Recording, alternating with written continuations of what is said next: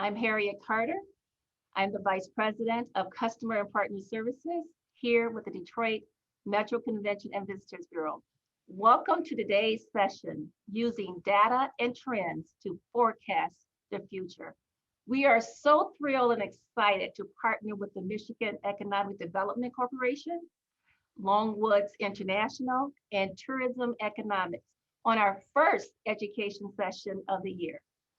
You will hear data about our visitors' experience, their travel preferences, and their spending habits today. But if you have any questions for our moderator or panelists, please use the Q&A button below. And just for general comments, please use our chat feature.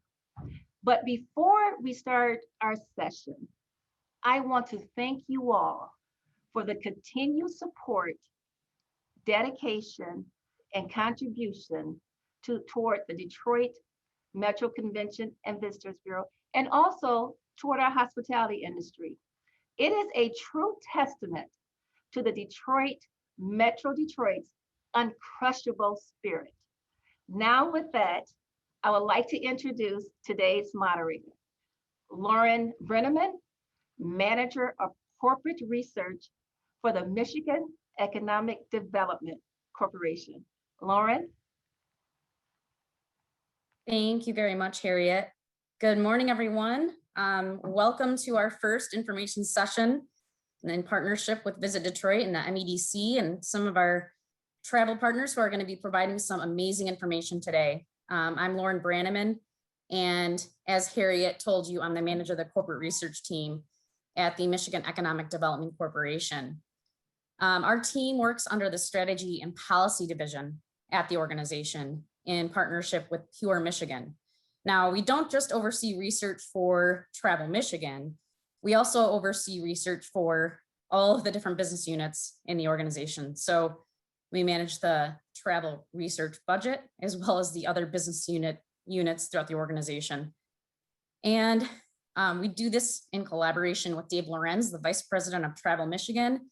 We're sad that he couldn't be here today. He really wanted to be, so he says hello.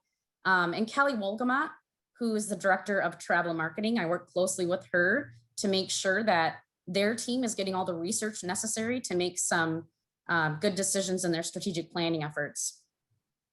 So we manage the research budget, and we make sure that our Pure Michigan travel team is getting the research necessary to support decision-making, to monitor progress of travel campaigns, the performance of our programs, and to inform ours and our partners' strategic planning processes.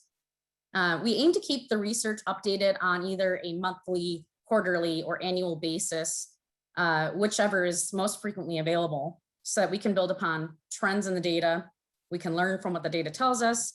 We can make adjustments to our plans, and then we can see how those adjustments have impacted the following year. So some of the research that we do is measuring campaign performance, and that includes our very famous Pure Michigan campaign. We do research to help improve the messaging that's targeted in our advertising and outreach zones. We like to keep a pulse on traveler sentiment, which we'll hear about later on today, which is especially important in the wake of a pandemic year. We also keep research moving on a frequent basis to identify trends and to help us with predictions for travelers, future behaviors, where they'll be traveling from, and in assessing unique events that disrupt our travel market, either positively or negatively. I'm going to share my screen with you very briefly to show you where you can find some of this research.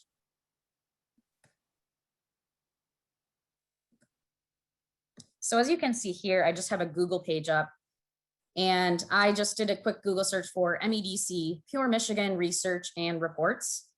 And the first link that pops up is a link to the Pure Michigan website research page, where you'll see a long list of links that gives you reports and research that's downloadable. It's at our fingertips. I will also post a link to this website in the comment section. And should you have any questions about any of the research that's posted here, you can reach out to me or my team and we'll have that information available for you at the end of this event. So you'll see many, many reports here. All you have here is the title. So if you have the time to look through all these reports, it's rich with information. And as you can see, we track year after year, and this goes all the way back to 2014. We do have some other research that's available that is not posted on our website.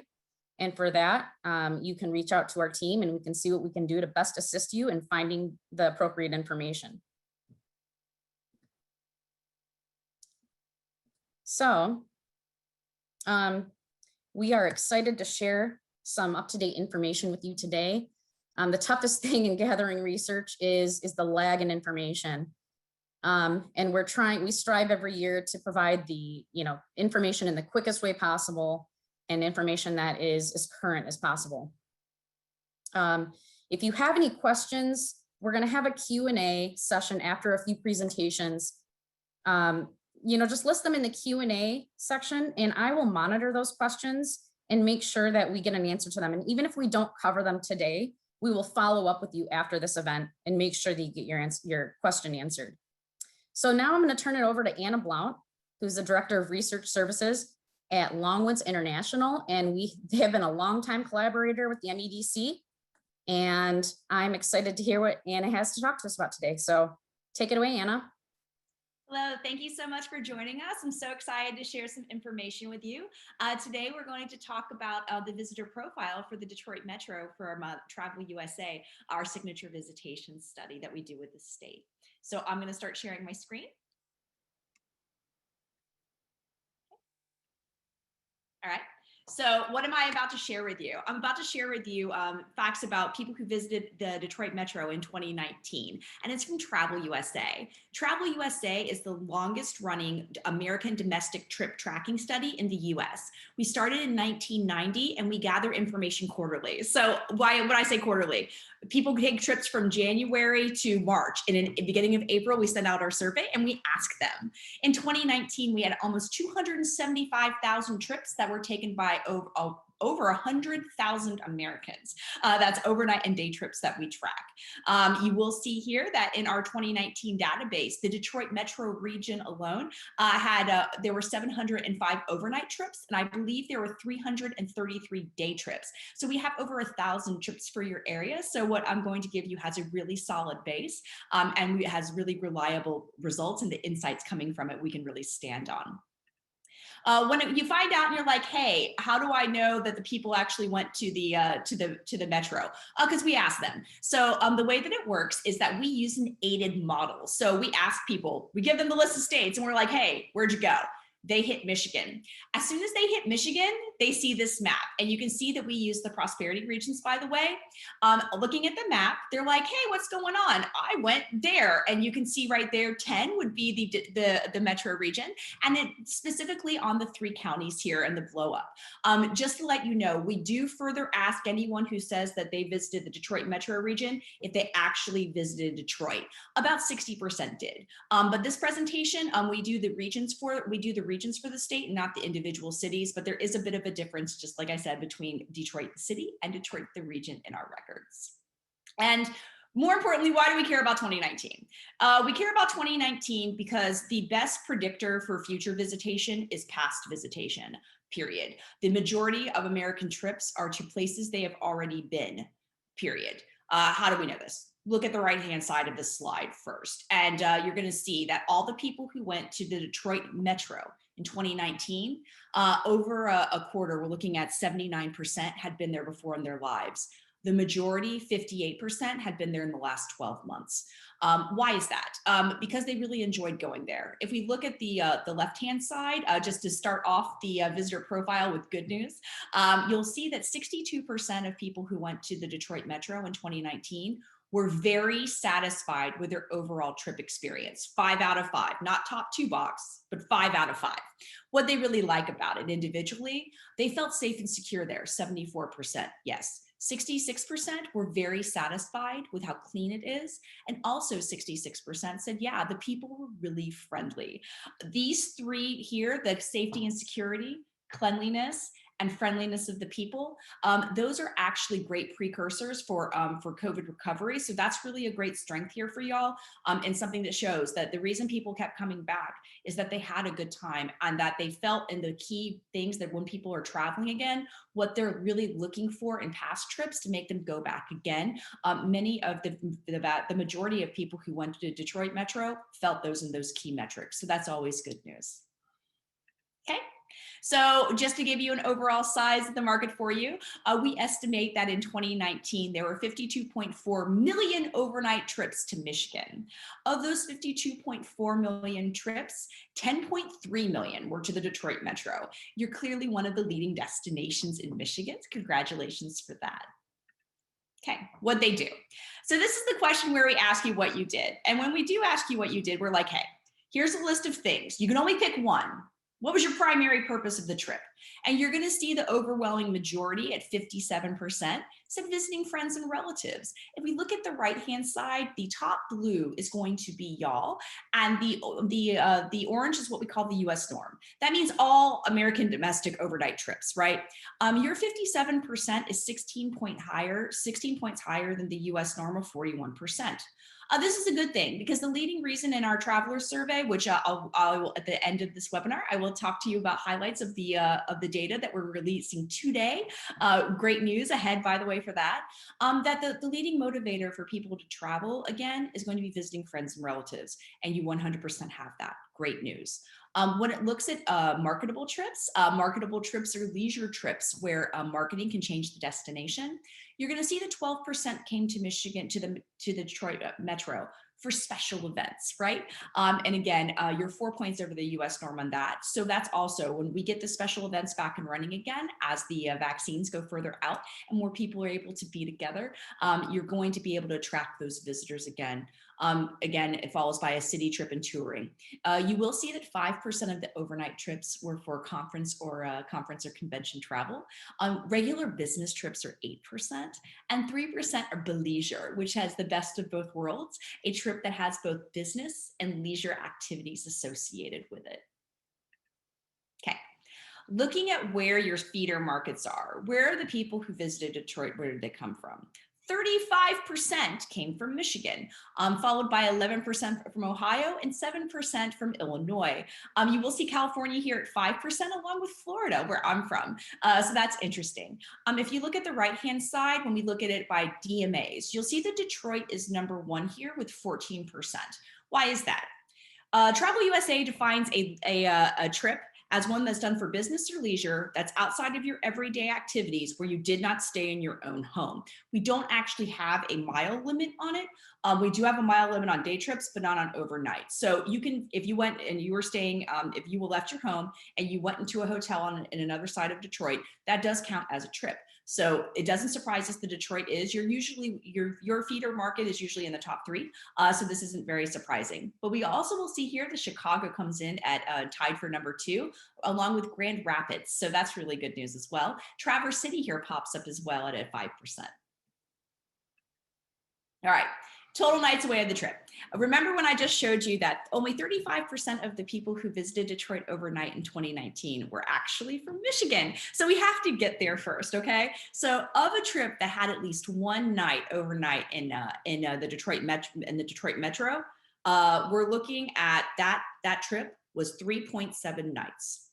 Of that 3.7 nights on average, 3.2 of them were spent in the Detroit Metro. That means 86% on average of all of the time of the trip is spent in Detroit Metro. What does that mean? You're definitely the primary destination for the vast majority of people who visit you. And this metric, we actually consider anything over 50% great. You're at 86%. So when people are coming to the Detroit Metro on a trip, you're the reason they're there. They're there to spend the majority of their time and the majority of their money in your destination. Okay. People go with travel party. You're going to see on average for the overnight trip, it's 2.4 people who are in each travel party, which is just a little bit lower than the US average of 2.7. Not everybody has people in their travel party. You will see that 34% actually traveled alone. I am not saying that people are running around the Detroit metro doing things alone in your destination. Remember, we had that 57% or so that the primary purpose of trip was visiting friends and relatives. A lot of that 34% are actually meeting people that they know in the Detroit metro and doing things in the community with them. If you didn't travel alone, the most popular traveling companions are going to be your spouse or your significant other, followed by children. Children here can also be not necessarily minors. They just have to be your child by relationship and not 17 or under. Okay. You had to get there somehow. On the left-hand side of the screen, you're going to see that the primary method of transportation that people said was their own car or truck at 63%. You're just around the same as the US average of 61% here.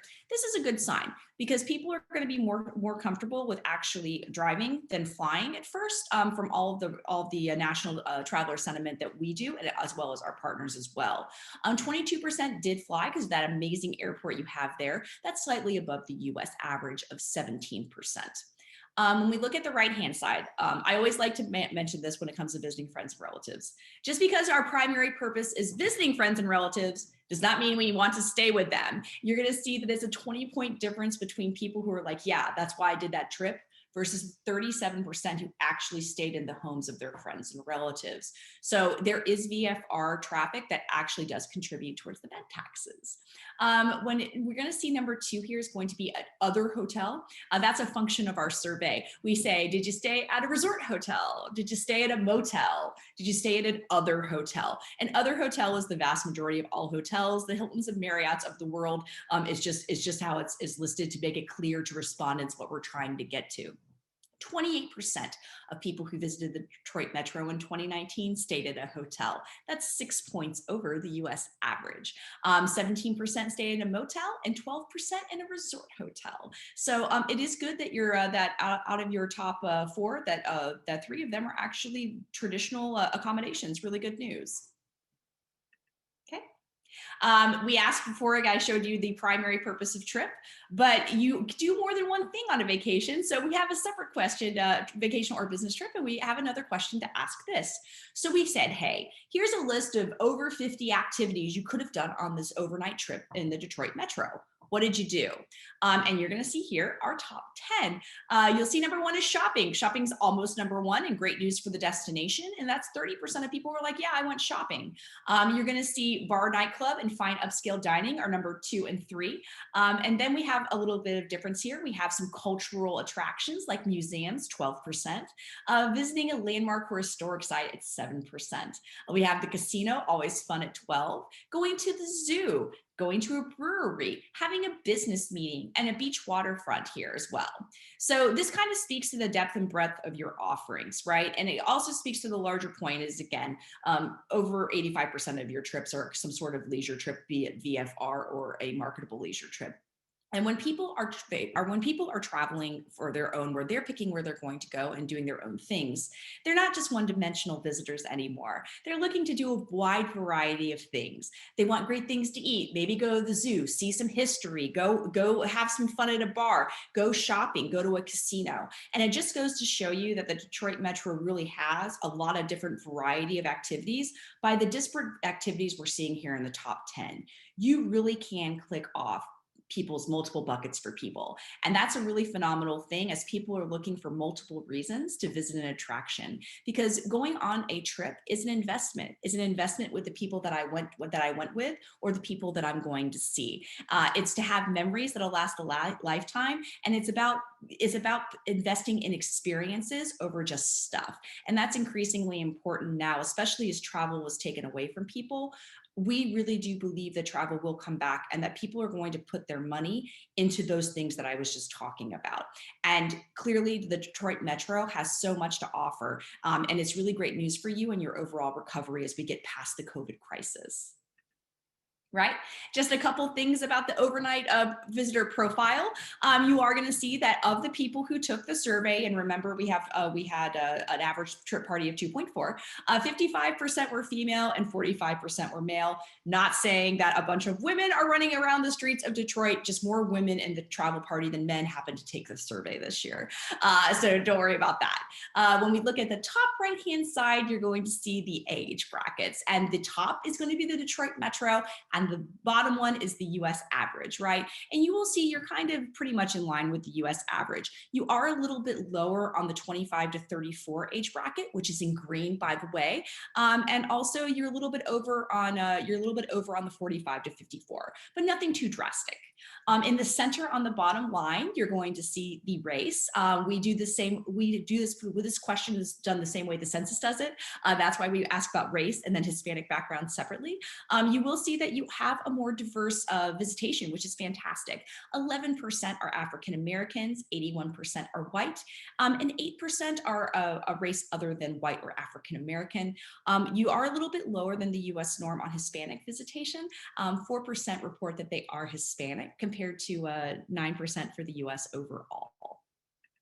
Okay. Income, how much are people making? So again, remember here before we go into this, that we have 16% of people who visited the Detroit Metro who are retired, okay? So when we look at it, we do see that 43% of those who visited the Detroit Metro have incomes of less than $50,000. That most also includes a lot of retired people who just don't have income, but have plenty of disposable wealth on their hands because they worked their lifetime and now they're living a great retirement. That is just about 4 points over the US average. So I would say that's nothing to be really concerned about. But again, the other way to think of this is this: if 43% have incomes of less than $50,000, 57% have incomes over $50,000. And if we look at employment, and again, remember both of these slides, 2019 data, you're pretty much exactly in line with the US average. 53% are full-time or self-employed, 37% are not employed or retired, and that 10% is working part-time. My final data slide is going to be just talking about marital status, and if there are children at home. You're going to see that 55% are married or living with a partner. A little over a quarter are single or have never been married, and 18% are divorced, widowed, or separated. 65% do not have children under 18 in their household, and that is about 7 points over the US average. But that does still mean that 35% do have children 17 or under in their households. And this and anything, just to let you know, I am always happy to answer any questions. Please just feel free to email me or get a hold of your fantastic Detroit team, and I'll answer any questions that we don't get to in the webinar. Thank you so much.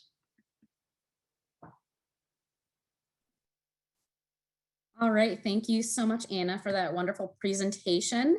Moving along, we're gonna move to Chris Pike from Tourism Economics, and he is the Director of Economic Impact Studies there, and he's going to share some information with us on the impact of travel.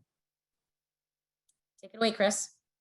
Great. Thanks very much, Lauren. I appreciate everybody having the chance to gather today, even as we gather virtually, to talk about the economic impact of tourism and what it means in terms of dollars. So yes, my name is Chris Pike, and I work for a company called Tourism Economics. Many of you may know us from other areas, certainly from the weekly work that we've been doing with US travel in terms of the overall impact of the pandemic on tourism in 2020 that has been put out there. But certainly if that's something that you're interested in, go to US Travel's website and look up what are now monthly impacts of the pandemic on tourism in the United States. And it also does break things down by state. So there is information there on the overall impact of what the pandemic has done. Right now, we're going to go back in time a little bit and focus on the economic impact of tourism in Michigan from 2019. And this is work that we've done in partnership with the Michigan Tourism Office. And it shows where the money is being spent, where the visitors, where they're spending their money, and how much they're spending in the state of Michigan. And again, this information in this report that we're presenting to you today does describe the visitor activity and associated impacts in 2019. What are some of the key findings? In total, 125.6 million visitors spent $26.3 billion in Michigan. The Detroit metro area, which is going to include the three counties of Macomb, Oakland, and Wayne, captures 46% of that statewide visitor spending. When we talk about the growth in 2019, visitor spending grew 2.2% and had grown 14% in the last 5 years since 2015. Detroit metro area grew a little bit faster than the state in 2019, growing 2.7%, and has showed a similar longer run trend of overall growth of 14.1% since 2015. And in terms of tax revenue generated by visitor activity, in Michigan, we're talking about $2.9 billion in state and local taxes. Visitor activity in Detroit has supported 1.3 billion of that in 2019.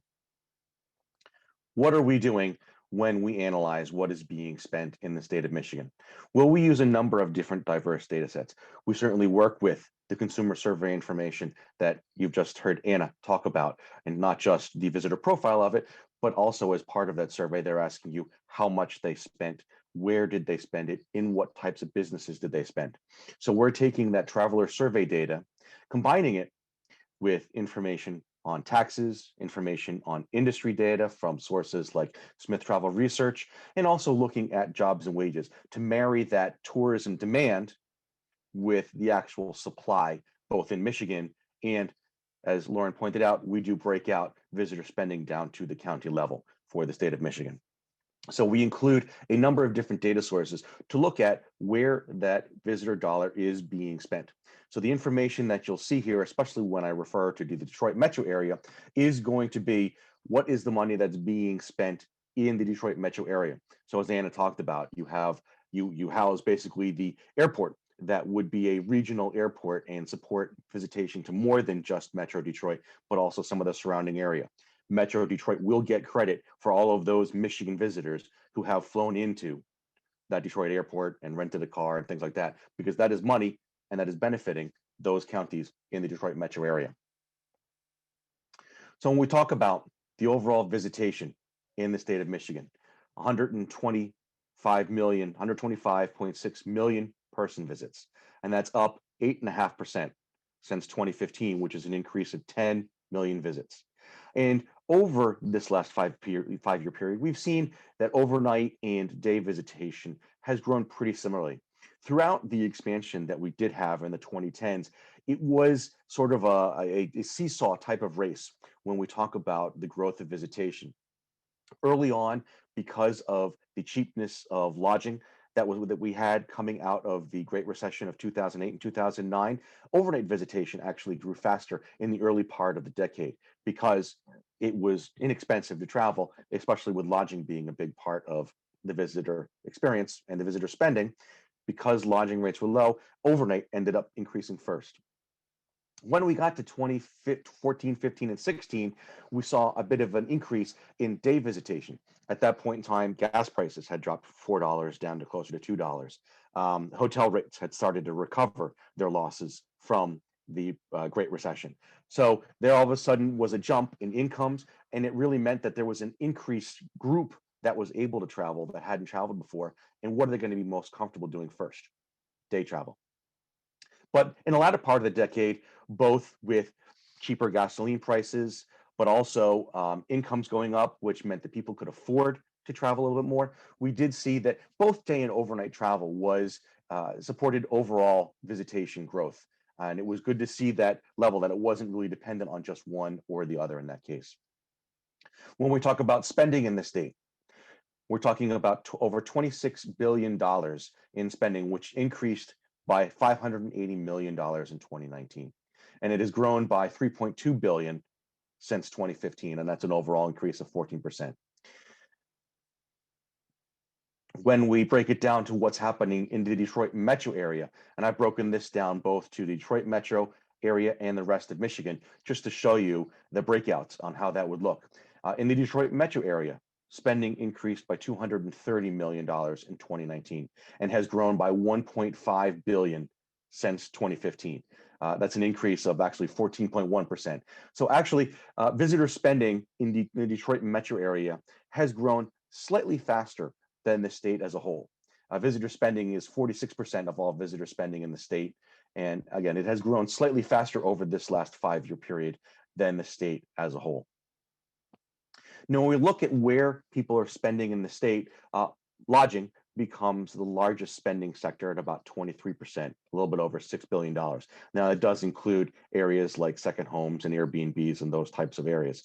Food and beverage comes in next at 5.9 billion, with local transportation, which would be more your taxis, car rentals, and gasoline costs, and recreation at slightly lower levels, but still significant shares of the overall state visitor spending total. But what I thought was going to be interesting was to actually compare how people are spending in Detroit versus how they're spending in Michigan. Now, in this case, I've combined air and local transportation into one category because we do not break them out at the county level. So transportation then becomes the biggest spending category. Not surprisingly, not in Detroit, but certainly also not surprisingly in Michigan, because we are talking about travelers as they spend in Michigan. And as Anna pointed out, a lot of Michigan travel is from Michiganders. And so you're going to have all of your tolls and all of your car rental and all of your gasoline purchases from when you started the trip to when you ended the trip and your other location in Michigan are going to be all included in that trip. So transportation does become a larger share of the trip in this case. For Detroit, our transportation share is about 30%, whereas in Michigan overall, it's about 26%. So slightly higher for Detroit. But again, you're the host of the airport, you have the car rentals, taxis and Ubers and everything else downtown are going to be a little more expensive than just hopping in your car out in the suburbs and traveling to the Great Dunes in Michigan or whatever it may be. Interesting seeing recreation jump up for the Metro Detroit area. As Anna pointed out, you have the casinos, you have the infrastructure that would be included in that recreational area, like the museums, like the baseball stadium, the football stadium, and etc. Because of that ability to spend at a number of these types of recreational activities, again, casinos, museums, sports stadiums, you've got a high share of the state recreation happening in Metro Detroit, and thus more of that visitor dollar that's being spent in Detroit is going towards recreation. Food and beverage, a slightly lower share than the state as a whole, but again, because you have some of those other spending areas that Anna pointed out that are going to go to areas like the transportation and recreation, some of those other categories in terms of the share of the visitor dollar that's being spent in Detroit are going to be slightly lower. And then lodging coming in at about $1.6 billion at a lower share of 13% than what you see in the state overall, over at about 23%. And again, a lot of that has to do with just when you're traveling to some of the other areas in the state, maybe a little bit more of a leisure activity where you're going to be outdoors and things like that, a bigger share of your dollar that's being spent on those types of vacation are going to lodging than what you'd see in a city like Michigan, like Detroit, which of course has all of those other activities for people to spend on. Visitor spending has increased in the state by 3.2 since 2015. And when you look at it, you can see how much individual categories have changed. And you can see what's been led over the last 5 years is in that food and beverage category.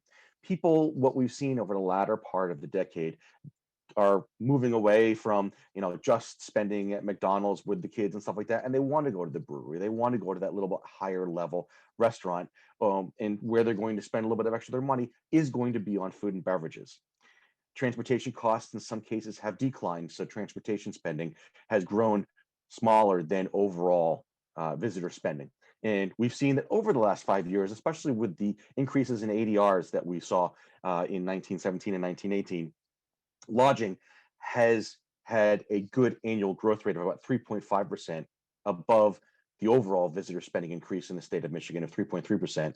In 2019, that did slow down slightly, but you could see that overall, still the increase in lodging spending has been quite strong in the state of Michigan.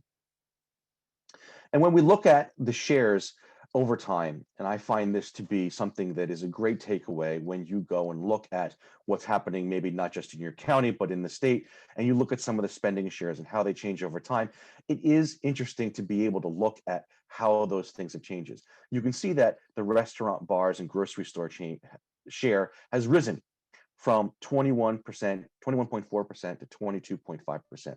So essentially, what we're talking about is an extra penny of each visitor dollar is being spent on food and beverage today than compared, or in 2019, than compared to 2015.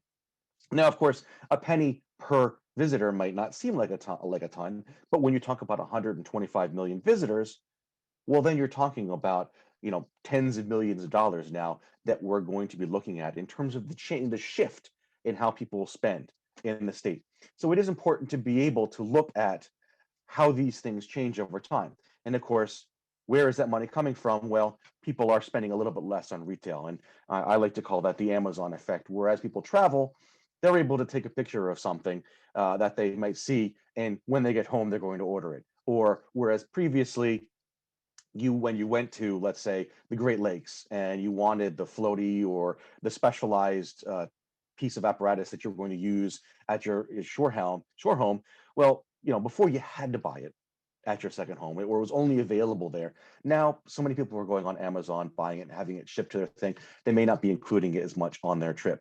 So you see the retail share dropping down to 13.5% in 2018, but we did see a bit of a rebound in retail in 2019. So now we're going to look at the overall impacts of that spending, because of course, the story of tourism isn't just what people are spending. The story of tourism is also what it means to the people and the businesses in Michigan. And when we talk about the direct impact in the state of Michigan, we're talking about 231,000 employees, 231,000 jobs. And tourism isn't necessarily an industry as defined by the government. It is made up by so many other industries. And you can see some of that direct impact labeled here. We're talking about 90,000 jobs in the food and beverage industry, 48,000 jobs in the lodging industry. But we're even talking about areas like 6,000 jobs in air transport, 7,700 jobs in personal services, which are going to be, your laundries, your spas, and areas like that. So even the direct impact, it has an effect among a lot of different industries, and all of those jobs add up to that what we believe is going to be the overall job number of the tourism industry of about 231,000 jobs. And when we look at it over time, it's grown by about 13,000 jobs in Michigan, from about 217,600 jobs to now over 230,000 jobs.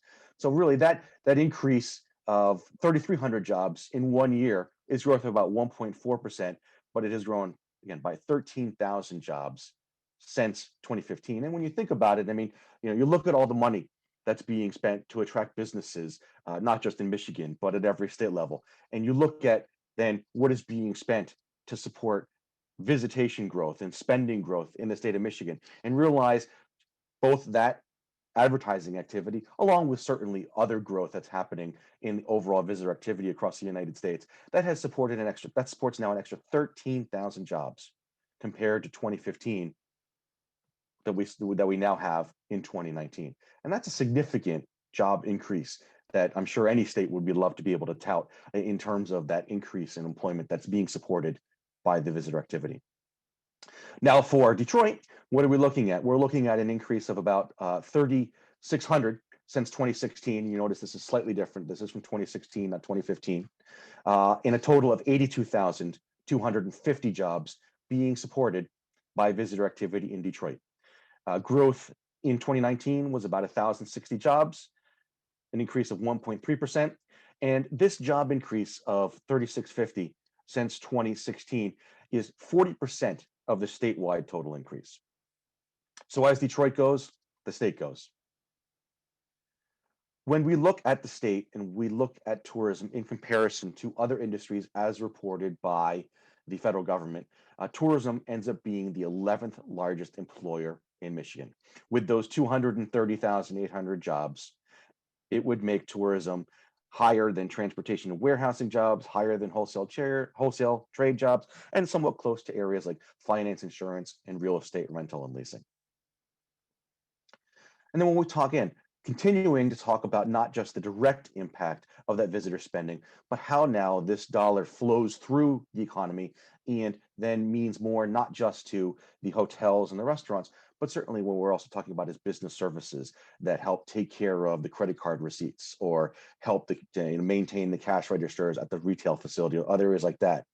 In total, Michigan businesses benefit with $45.2 billion in sales to all Michigan businesses. And it really is across all the industrial sectors. And you can see areas like finance, insurance, and real estate benefit greatly from the indirect and induced effects. Areas like business services, where we're talking about security, advertising, printing, lawyers, very little goes to business services directly from visitors, but so many tourism businesses need those services to be able to support their business that business services actually has the 7th highest number of sales associated with visitor activity among all the industries in the state. So I feel it's always important to not just look at tourism at its direct impact, but also remember that hotels and restaurants use so many different services, and those businesses are likely also located in Michigan. And it's important to get them on board to understand and also help promote the value of that visitor activity in the state. Total jobs, 351,000, and this represents 6.1% of jobs in the state.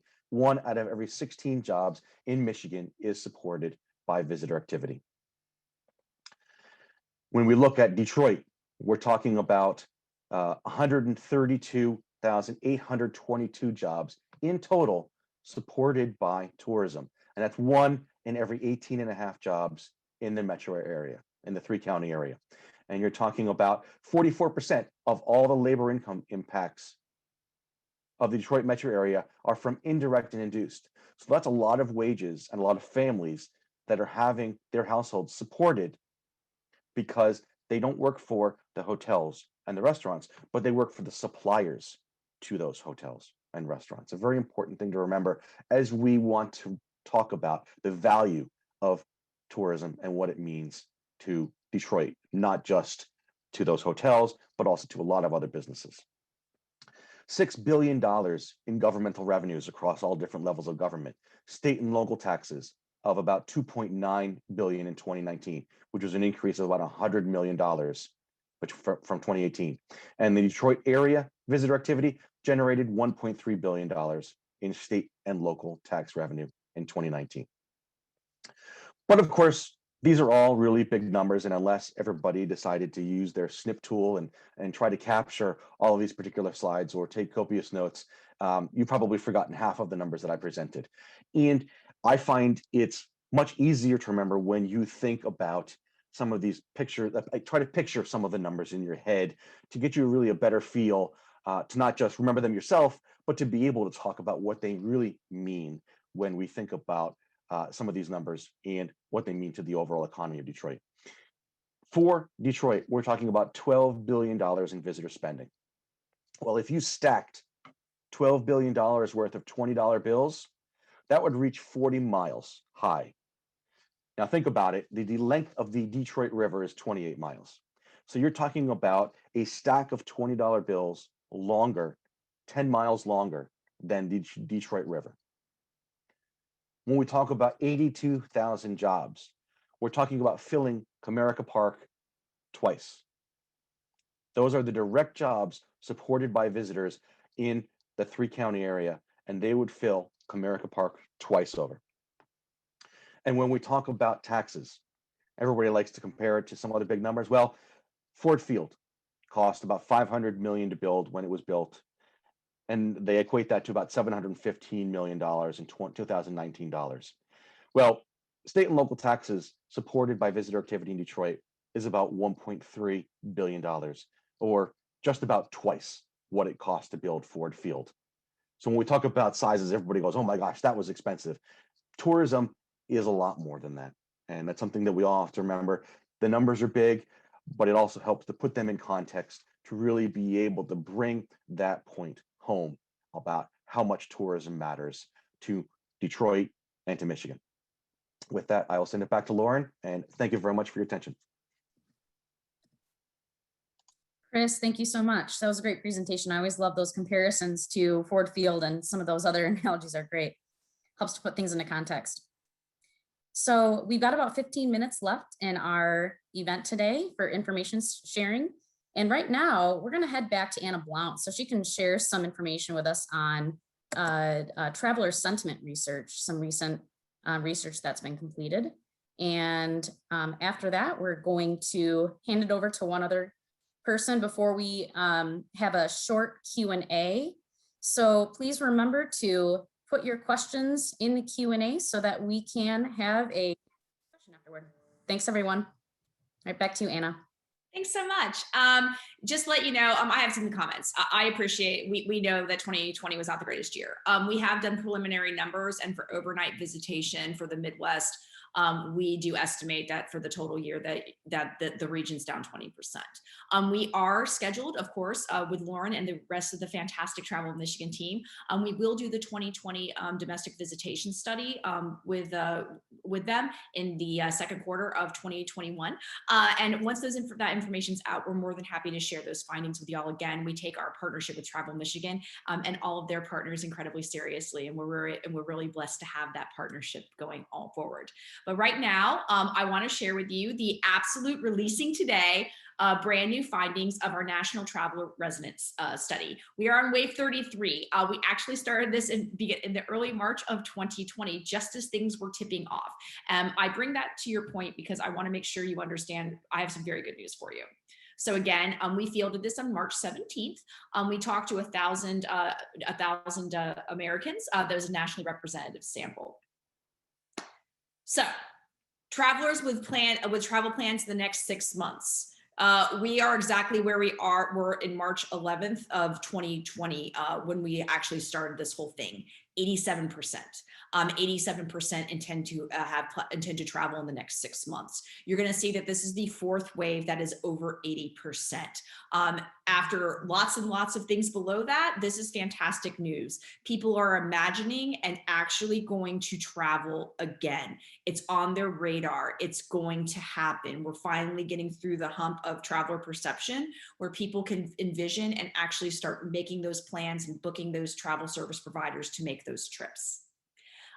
Indicated that coronavirus would greatly impact their travel plans. We're down to a third.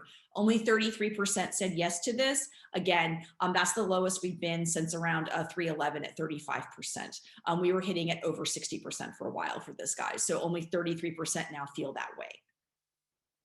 Which of the following factors are important when you're picking destinations? Every once in a while, we put in a question that we haven't asked before, and this is one of them. So we'd like to have like a pulse question on here.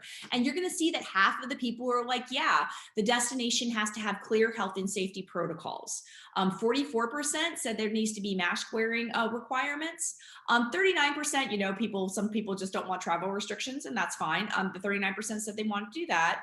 36%, remember when I talked about how important it is the friendliness of the people when we're talking about returning for COVID, 36% would only really go someplace where they felt welcome there. So that's really important here. So again, the best thing that we can do when picking a destination is make it really clear what the safety and health protocols are and make that information really easy to find. And so people don't have to wonder about what's the right thing to do or the wrong thing to do. And that you take out that awkwardness and stress, and more people are going to come to the Detroit Metro. So just be very clear and be very, very open with what the current travel restrictions or like mask requirements or anything like that are. And then people will feel comfortable in your destination. Okay. The impact of COVID plans. You're going to see here that 37% are going to wait to travel until they receive the vaccine. But just as a counterpart, 33% say the vaccine has no impact on their travel plans. So as more and more people do get vaccinated, this isn't going to be a question anymore. So the best thing I see every morning is that more people have gotten vaccinated in the US. The more people who get vaccinated, the more people are going to travel, period. Okay. So this is an interesting one. We've asked people throughout since May of 2020, if you support opening your community to visitors. Guys, we're at over half, 52%. It's the first time that this has been over 50% in all those little boxes there that we've actually mentioned it. It started at 35%. So the majority of Americans, they do support opening up their community now. 55% feel safe traveling outside of their community. Again, this is going to be the second week in a row. First, it was even 50-50 at 3-3. Now at 317, we're at 55%. The majority are actually saying yes. Right now, I feel safe traveling outside of my community. And 53%, a very similar percentage here, they feel safe dining in local restaurants and shopping in retail stores within their community as well. So we're finally getting to the point where people are making plans in the next 6 months, and the majority of people feel comfortable moving around more like normal in their own community, as well as traveling into other communities. So we're really reaching a tipping point here. Here again, too, is just an interesting one. We ask about if you intend to be vaccinated against COVID-19. You're going to see that a quarter are like, yeah, and I'm fully vaccinated, which is just fantastic. And then you see some people, 15% have been partially.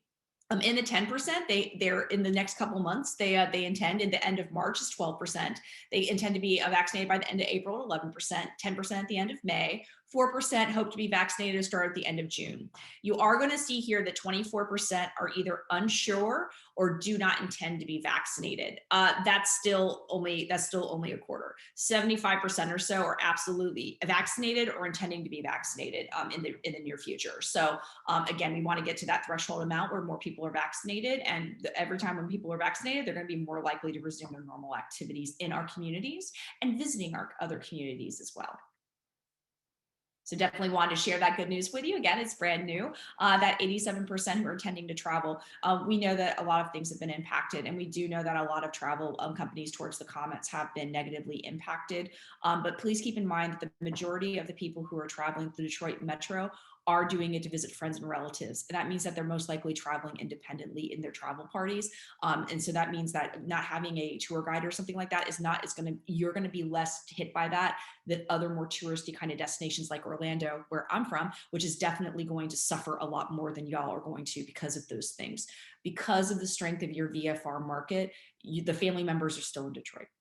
They're still going to want to visit their friends and family. They're still going to be part of their lives. Thank you.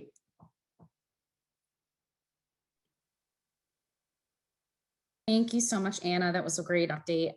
Some recent information that I'm sure a lot of people want to hear more about.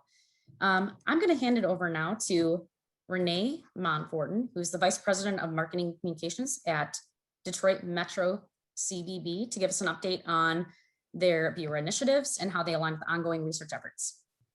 Good morning, everyone. Thanks so much for joining us today. We're so excited to have these tools available from research for our planning purposes. Our department, our marketing department at the Bureau, relies heavily on research to drive a lot of our decisions. We, especially how we spend our marketing dollars and how we implement marketing and public relations campaigns around our target market for the greatest ROI. In these times of tight resources, it's obviously very important than ever to make more research decisions. There were a lot of takeaways we got from this research and things we got pretty excited about. So I'm just going to share a few in the interest of time. First of all, it was promising to see that pre-COVID in 2019, we really led visitor spending growth. We know that 2020 was an anomaly, so we can't count that, but we do believe in the last 2 quarters of 2021 and then next year going into 2022 that visitor spending is going to escalate again. So that's great news. It was interesting to note also that food and beverage ranks very high for spending in Metro Detroit, and that validates a decision we made recently to add a restaurant initiative to our marketing plans this year. And in the chat, we're going to be listing the link to that restaurant initiative. So if you don't know about it, please read that and learn about it, and hopefully you can be involved. We found out that we need to do more advertising and marketing in Chicago, Grand Rapids, and Traverse City, obviously. I mean, those locations are already part of our 2 to 5 hour drive range that we market to, but they really stood out to us as areas that it makes a lot of sense to put our marketing dollars. I was really, really excited to see that in the research that for safety and security, Detroit ranks incredibly high. We now know that we've turned the corner on that, on safety and security and the perception in Detroit. We're going to continue to hammer home that we are a safe and sanitized destination and that people can feel free coming here comfortably. In Macomb and Oakland counties, we are going to look for more opportunities to create 1-day and 2-day itineraries that combine dining and shopping, because those are two large draws, obviously, and those are counties that can provide those very well. Right now, as you may know, that we're heavily investing in experience. We're calling them the Detroit Experience Weekends. And the data has validated what we already planned to expand those weekends into Oakland and Macomb counties, starting hopefully in mid-April. So you can look forward to that. And we're also putting that in the chat box. So if you want to learn more about the Detroit Experience Weekends, please look at that. What we're most excited about, obviously, is that recent travel sentiment study that Anna just talked a little bit about. It looks like people are ready to travel. They have a lot of pent-up demand. The vaccination process is going very well in the state, and people are just ready to get off the dime and get out there again. We're encouraged about that, and we plan to be ready. We have developed about 5 or 6 new marketing and partnership programs that are directly designed to benefit our hotel, restaurant, and attraction partners directly and very quickly. So I think all of those programs are also going to be listed in the chat. So I urge you all to look at that. And if you have any questions, by all means, please contact me, anyone in marketing or in our partnership department to learn more. I think right now we're going to move into the Q&As, which Lauren is going to moderate. Thank you, Renee. Great. So now is the time for an open Q&A. We've got all our panelists here. I'm going to be taking some questions, as well as Anna and Christopher and anybody at Visit Detroit, if a question is tailored to their expertise. We did have a couple of questions pop up in the Q&A, which were answered, but maybe we can go over some of the answers of those first. So there was one question asked about size of party. Should we understand the size of party to mean that the people with kids are less interested in Metro Detroit than the US average? Because I think that average travel party size was a little lower. Yeah, I answered that. It's 0.3 lower than the U.S. average, which is still pretty close. As I said in the Q&A chat box, it's mostly a function of age. So you're a little overrepresenting compared to the U.S. average in the 45 to 54, and a little bit under the U.S. average in 25 to 34. So when you're in that older age bracket of 45 to 54, you're more likely to have children who are over 17. Not quite empty nester; they might be still living with you, but they don't count as children as being minors. So it's just a function that you're a tad older. To me, I don't think that per se that you're less attractive of a destination because of that. Remember that the majority of your visitation from 2019 is coming from visiting friends and relatives. So it's definitely very family focused. It might just be that they're visiting more families that have children than they currently have children 17 or under. Thanks, Anna. Of course. And I'm sorry, Chris, did you have an answer to that? Oh, Nope, I'm good. All right, That's all I hearing have. things. One question that popped up was a question about event tracking. Does anyone track tourism by events? And I know, Anna, you gave an answer about individual events tracking their own information. And with the interest of time, we only have a minute left. I'm just going to cover that one real quickly. There are events that cover their own tracking. Sometimes, as I said in my response to Don, that if they are financially sound enough, they'll hire out a firm actually who will do a study for them. And Art Prize in Grand Rapids is a really good example that you can find that report online. And a study like that could be mimicked for another event like that. Let's see, will parks and outdoor spaces be included in the experiences? I think I can answer that a little bit. They absolutely are. We did an initial round of the Detroit experiences just so that we could launch them quickly, and we're learning every day. There are a lot more experiences out there that we can offer. We have things like the riverfront, obviously, our metro parks, our wildlife refuge. We offer a lot of experiences in Detroit, and we're going to be out looking for those to add. Thank you, Renee. One more question that popped up from the registrations, which was, does the state of Michigan have any plans to make our hospitality industry whole again? And real quickly, I'll touch on that. We do have plans for some travel recovery planning. So strategic effort to reach out, and that's going to include collaboration with many areas throughout the state. So stay tuned for information to come on that. But we are at 11 o'clock, so I want to hand it back over to Renee. Okay.